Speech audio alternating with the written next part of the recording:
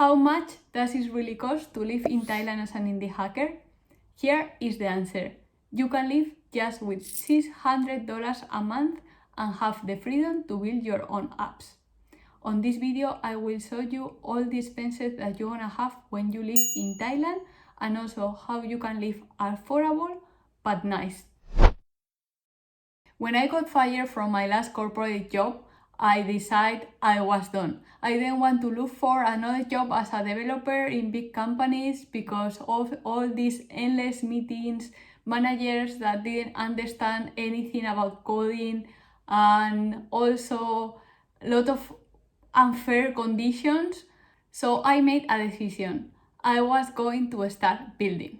I was not ready because at that point I was still kind of junior developer, but the truth is you are never ready, and at that moment AI was not that good, but still there were like a lot of YouTube videos and I know I could make it. And at that point my partner, which is also a scuba instructor, told me, let's go to Thailand. And I was like, let's go, why not? And I thought like maybe I could look for a job as a scuba instructor part-time so I could dive because I was missing a lot, like being teaching and the ocean, and on my free time I could build my own SaaS. When we arrived, we rent a small room with toilet, a big terrace, and also even a small kitchen, and that cost $200 a month with cleaning included. Yes, it's crazy. And it has a huge table for me to build, so we didn't need anything else because actually you will spend a lot of time outside because we were like on the boat working, or also like to eat, you mostly will eat outside, so you don't need a huge apartment or a huge villa actually. So here is the full monthly breakdown. So rent, it was $100 a month. Scooter rental, $25 a month. Petrol, $5. Laundry, $8. Food, $400. Insurance, health insurance, $20. Coffee, $30. And beers, around $3. I don't drink much. And also visa expenses, but that's depend of your country. Total $600 a month. No fancy things, no extra clothes. I was just living really minimalist, and actually I love that. I don't need much. And I will show you all these expenses, how you can make them very cheap. So I will go through all of them one by one. First, the rent. We were paying almost nothing. That really depends where you go in Thailand. In Thailand, you will find also like very expensive places. If you go to big cities like Bangkok or Chiang Mai, probably you will end up spending more money, and probably you will have as well a bigger apartment, or at least a one room normal apartment with pool, and you will spend around $600 a month just for the apartment. And also if you go to big party island, like for example Koh Phi Phi or Koh Tao, you will end up paying a lot more money. I was living in Khao Lak, which doesn't have the best in the hacker community actually. If you are looking for that, maybe it's better for you to go to Chiang Mai or Bangkok or other places, but for me it was close to the best diving spot in Thailand, and it's what I was looking for: beach, scuba diving, and yeah, relax there and not having the traffic from a big city, because this is exactly what I was running off, right? So yeah, that's the main differences. Depends where you live. You can have a really cheap apartment, or you will end paying the same amount of money that in your own country. Then scooter rental. I don't know if you ever drive a scooter before or not, but traffic in Thailand can get very crazy. So I recommend you to first learn how to drive a scooter before moving to Asia. Actually, I learned how to drive a scooter when I was in Asia 10 years ago, but do what I say and know what I do, right? So if you are living in big cities, you don't even need to drive a scooter because you can easily get Grabs or taxis very, very cheap. However, if you live in an island or a small village, you will need to have a scooter if you want to move around freely, because taxis are not everywhere. This price, about $25 a month, was because we were 2 people, so the total cost was $50. We were renting the bike for 6 months, but if you are renting the bike just for 1 month or 2, the price will be different and probably a little bit higher. It's the same like for the apartment accommodation. When you stay longer in a place, you can negotiate with the owner and probably they will give you better price. So, petrol. You don't have to worry about petrol. Petrol in Thailand, in Asia overall, is super cheap.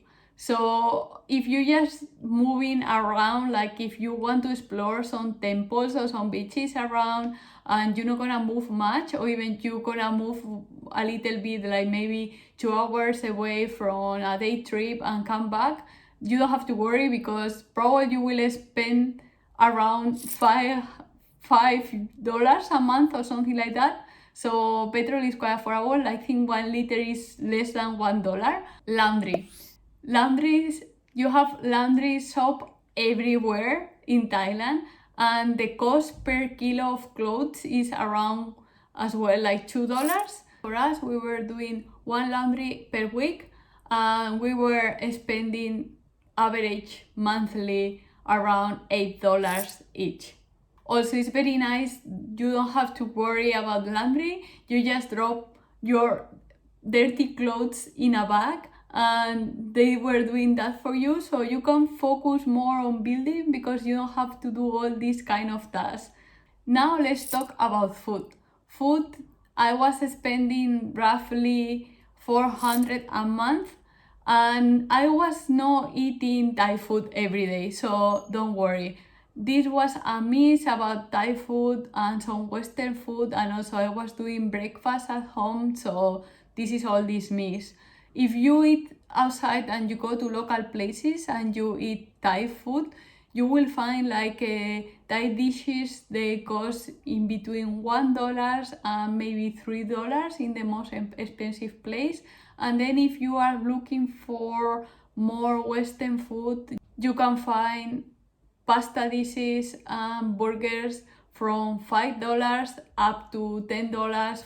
A meal roughly costs around $5 to $10, no more. If you are willing to cook at home, you will find supermarkets there. There are more Western supermarkets that you can find olive oil, peanut butter, all these kind of ingredients that they are in your home country, so don't worry. And also you have all these kind of supermarket, like Thai supermarket, where rice or sesame oil, soya sauce just cost almost nothing. Also you have convenience store like a 7-Eleven that in case you are grabbing something very late, you can go there and you have all these kind of foods and other things like toothpaste or whatever else you need. And talking about food, if you don't drink alcohol, this will be cheap because actually alcohol is what is more expensive in Thailand. So if you are having a dinner and you want to have a